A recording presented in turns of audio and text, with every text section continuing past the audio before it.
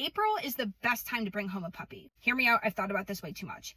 In April, the weather is warm enough that potty training won't be miserable. However, you should still get a variety of weather types. This means the puppy will get early exposure to different weather types and help build their confidence. Nobody likes a dog that won't go to the bathroom in the rain. That also means that people will be wearing a variety of different clothes. Your puppy will get used to seeing people wearing hats, heavy jackets, umbrellas, boots, sunglasses. And at this time of the year, more construction starts. There's a lot of opportunity for a really young puppy to experience a bunch of different types of environments. And this is the vital time for it because their socialization window technically closes at 16 weeks old. You'll be packing in a lot of diverse experiences in the most valuable time. Most puppies come home at 8 weeks old, which means by the time June rolls around, your puppy will be 4 months old. And by this time, they'll be much more vaccinated, so they can start to go out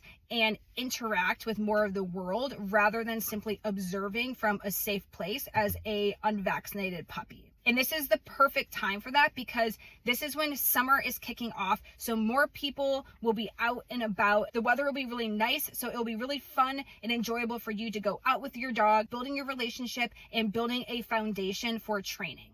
Also during the summer, you may have some travel, which means your young puppy will get exposed to being in a kennel environment or being cared for by dog sitters. Then fall hits and people start to recede a little bit, which is good because your puppy is now coming into its teenage months, which means it's going to start thinking more independently as it starts to build its own confidence. And it's most likely going to become a lot more easily distracted because it's going to be really curious. So as people start to recede a little bit with the cooler temperatures, this provides a more ideal learning environment because the parks and the sidewalks won't be as distracting. So this is a really great time to really propel your training for things like loose leash walking and recall. Then winter hits. Your puppy is a full-on teenager, reliably potty trained and can hold its bladder and bowel for longer, which means less trips outside. The weather sucks. This is a great time to sign up for indoor group classes to really keep building on your puppy's obedience and start to practice in more highly distracting areas in a controlled environment with professional guidance. This is also when your puppy will be experiencing a lot of vital growth spurts. So it's actually okay that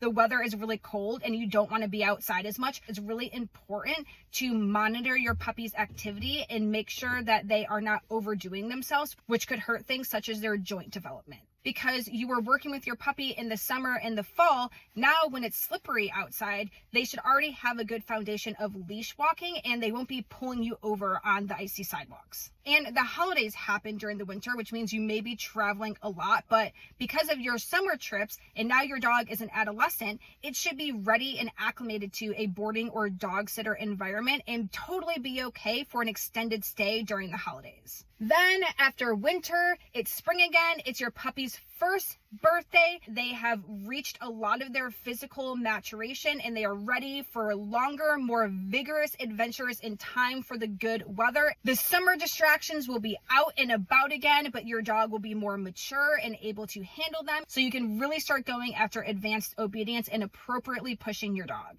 And that is why